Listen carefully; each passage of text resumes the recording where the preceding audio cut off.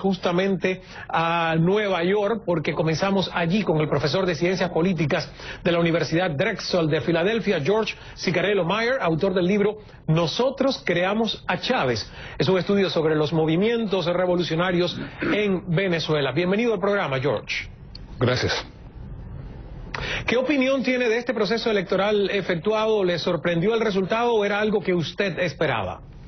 Bueno, sí, es una sorpresa, claramente que es una sorpresa. No es la sorpresa que haya ganado el Nicolás Maduro, la sorpresa es el margen, pues que es un margen bastante, estrecho. Y la cuestión ahora es cómo vamos adelante, cómo va el chavismo adelante como proceso, que es un proceso histórico, que tiene bastante base social en el país, pero que ha pasado algo en este momento en que la base del chavismo no ha salido a votar. Y algunos han votado para Capriles, así que este es un momento para reflexionar y para pensar en qué ha pasado, pero ya está claro quién ganó esta elección. Está claro quién ganó, o sea que en su opinión, el resultado del Consejo Nacional Electoral es válido, es legítimo y no habría que hacerse un recuento de votos, o usted estaría a favor de que se tranquilicen ambas partes con un conteo de votos tal como ha pedido el candidato Enrique Capriles. Bueno, que no es opinión, hay que pensar que, no se puede hablar de opinión de esto, es el resultado. Ya ha pronunciado el CNE y ya lo ha proclamado, así que es el resultado. Bueno, si vamos a pelear sobre eso, hay que hablar con el CNE, hay que pensar en cómo hacer ese recuento si lo quiere Capriles, pero bueno, ya sabemos que es el resultado de esta elección y quién ganó, quién es la mayoría. Claro, pero yo lo que le estoy preguntando, George, es si usted realmente ve que el CNE, en este caso, ¿verdad?, ha hecho el trabajo que le corresponde como organismo electoral y que no hay ningún tipo de dudas. O sea, Estados Unidos, España, la propia OEA está a favor de que se haga este conteo que Capriles ha pedido. Yo le pregunto a usted si a usted le parece que esta es una opción que debe tenerse en cuenta. Por lo que usted me está contestando, aquí no hay conteo que hacer. Es un resultado que ha dado el CNE y que a usted le parece legítimo y que a partir de ahora mover el país hacia adelante. Estoy tratando de entender lo que me dice. Sí, claro. Primero es que el CNE, el sistema electoral venezolano, es uno de los mejores en el mundo, según el Carpecentro. Ellos son los expertos que han analizado, que han observado todas las elecciones. Segundo, la campaña de Capriles, ¿cuántos tienen de quejas? Tienen 3.000 quejas para 300.000 votos. Es decir, que ni siquiera la cantidad de quejas tienen que ver con cambiar este resultado. Así que no existe manera de pensar que va a cambiar con un recuento este voto.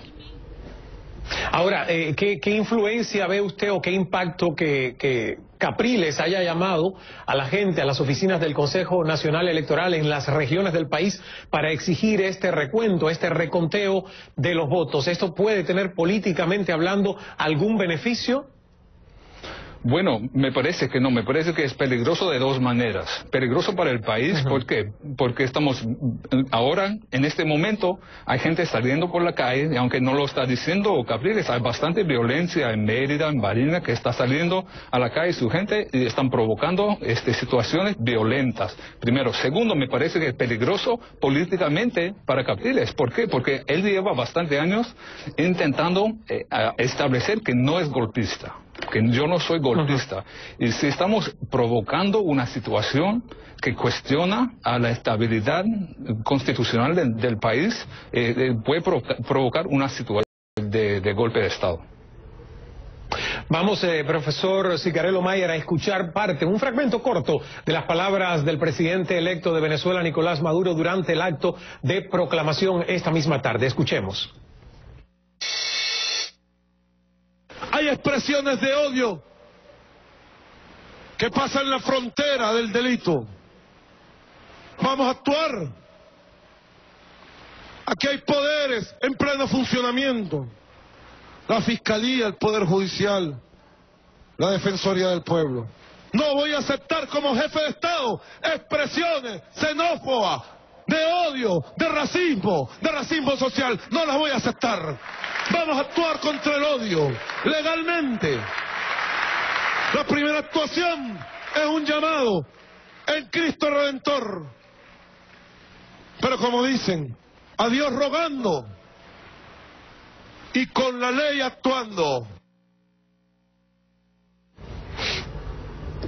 Parte del discurso en el acto de proclamación del presidente electo de Venezuela, Nicolás Maduro. El propio Enrique Capriles había pedido a Nicolás Maduro que no hiciesen este acto de proclamación tan precipitado y que se esperara un conteo final de votos. Obviamente, Maduro el domingo dijo que sí, que estaba de acuerdo con el conteo de votos. Hoy creo que ya no es así, cambió de posición.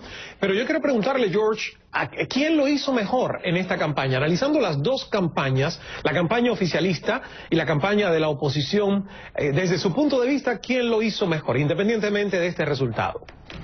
Bueno, primero en la cuestión del Consejo, es decir, de cambio de posición, el hecho de hacer la proclamación, ese es el poder del poder electoral, es decir, que no es Nicolás Maduro quien hacer la proclamación hoy, es el CNE, porque el CNE tiene rango constitucional como poder autónomo, es decir, la decisión de eso cae incluso si Nicolás Maduro no quería hacerlo, es el objetivo del CNE y tiene ese poder para hacerlo.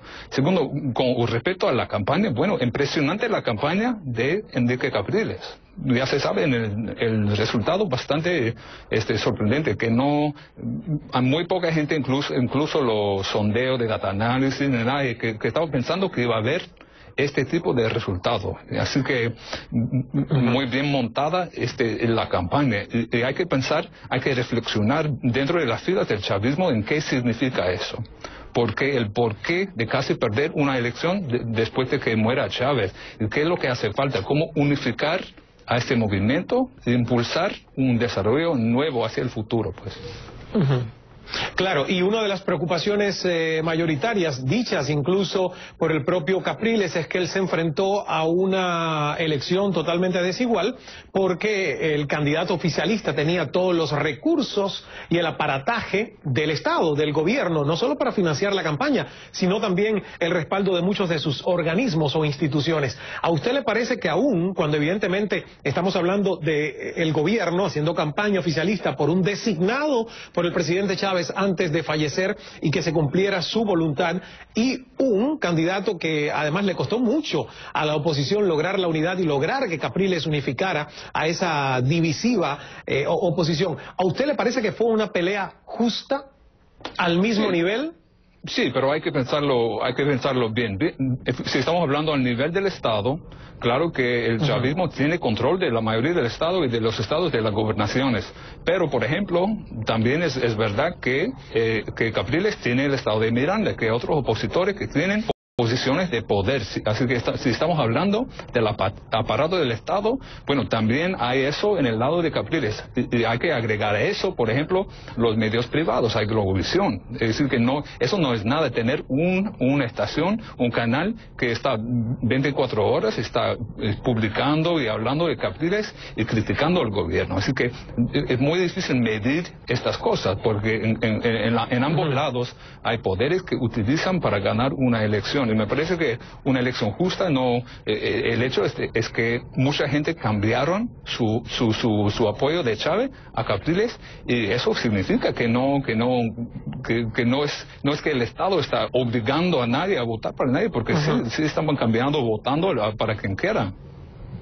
Claro, me tengo que ir a publicidad, pero antes quiero hacerle una pregunta, porque una de las críticas que yo leía de un opositor, evidentemente, periodista opositor a Nicolás Maduro, es que él había hecho su campaña como una especie de medio unidad, tratando de ser un medium, comunicándose con el espíritu de Chávez. Todos sabemos la historia del pajarito y todo lo que ha traído como consecuencias eso. Mi pregunta es, y es una respuesta de sí o no que quiero que usted me dé, profesor: ¿Maduro es capaz de sostenerse como figura política por sí mismo o necesitará siempre la referencia de Hugo Chávez?